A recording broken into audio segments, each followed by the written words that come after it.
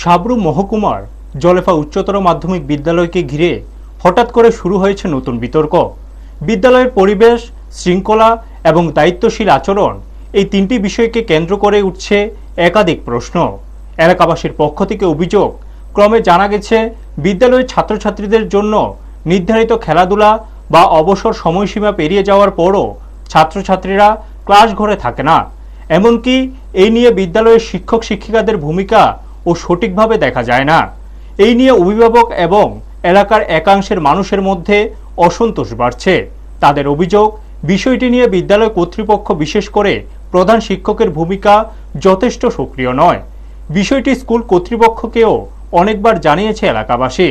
অভিযোগটি নিয়ে সাংবাদিকরা বিদ্যালয়ের মাঠের ক্যামেরা করতে গেলে বিদ্যালয়ের প্রধান শিক্ষক টিঙ্কু রঞ্জন দাস তাতে আপত্তি জানান। অভিযোগ, তিনি সাংবাদিকদের অনুমতি সংক্রান্ত প্রশ্ন তোলেন এবং তাদের সঙ্গে অসৌজন্যমূলক আচরণ করেন। প্রধান শিক্ষকের এই রকম ভূমিকা সাংবাদিকরা আশা করেনি।